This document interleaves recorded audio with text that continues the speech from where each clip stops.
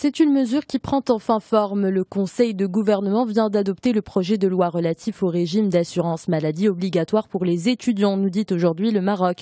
Après l'AMO pour les salariés et le RAMED pour les démunis, l'exécutif veut élargir la couverture médicale à une nouvelle catégorie.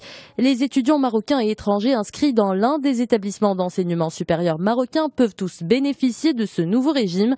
Un régime géré par la Caisse nationale des organismes de prévoyance, la CNOPS. C'est l'État qui doit supporter la plus grande partie du budget à travers le paiement du total des cotisations des étudiants des écoles publiques. Les cotisations des étudiants du privé ainsi que les dons et recettes vont compléter le financement. Le tourisme à Agadir s'essouffle selon les Échos. Avril aurait été une mauvaise période pour les hôteliers de la ville. Les chiffres cumulés par les établissements d'hébergement classés font état d'une nouvelle régression. Les arrivées ont chuté de 7%. Cela fait plus de 6100 touristes de moins qu'en avril 2014. Les nuitées ont aussi baissé de 8,85% par rapport à la même période de l'année dernière. Le quotidien explique que la répartition des arrivées et des nuitées entre les principaux marchés émetteurs révèle des augmentations au niveau des marchés anglais et saoudiens. Le dossier de la semaine est signé Challenge. L'hebdomadaire fait un focus sur le projet Al Noor Tower.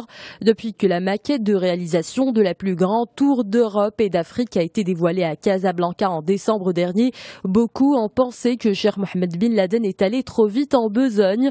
Le promoteur a un droit de réponse dans les pages de Challenge. Il s'explique en exclusivité sur les dessous de ce projet doté d'un budget d'investissement dépassant le $1,5 milliard.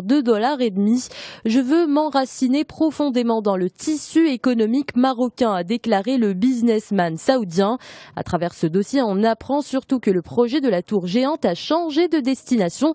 Plus question d'implantation à Casa-Enfa. Les responsables ont préféré opter pour Tanger, révèle l'hebdomadaire. Mutandis emboîte le pas à Total Maroc. La société compte rejoindre la bourse durant le dernier trimestre 2015, affirme la Nouvelle Tribune. Le groupe industriel spécialisé dans les biens de consommation des ménages va voir sa croissance passer à la vitesse supérieure et sa présence consolidée en Afrique subsaharienne, nous dit-on. Détergents, produits de la mer, bouteilles alimentaires et automobiles. Mutandis est aujourd'hui présent sur ces 4 gammes de produits, rappelle le journal. Actualité algérienne à présent, la présidence de la République vient d'annoncer un énième remaniement ministériel, écrit Al-Watan. Pour le journal, ce n'est ni plus ni moins qu'une manœuvre pour détourner l'attention de l'opinion publique des questions fondamentales en Algérie, comme l'état de santé d'Abdelaziz Bouteflika, la baisse des prix du pétrole et surtout le changement du régime politique.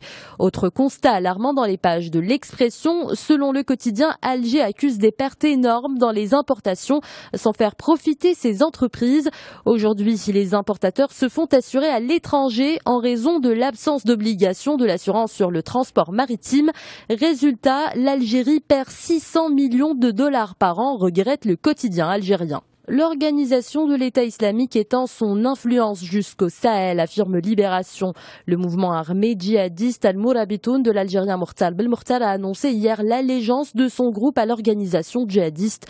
C'est ce qu'a révélé l'enregistrement audio diffusé par l'agence mauritanienne privée Al-Akhbar. Le journal français rappelle qui est Al-Mourabitoun. Le groupe est né en 2013 de la fusion des signataires par le sang de Mortal Belmokhtar et du mouvement pour l'unicité et le djihad en Afrique de l'Ouest. Pour les observateurs, cette allégeance est un symbole fort, mais surtout une menace accrue dans le Sahel.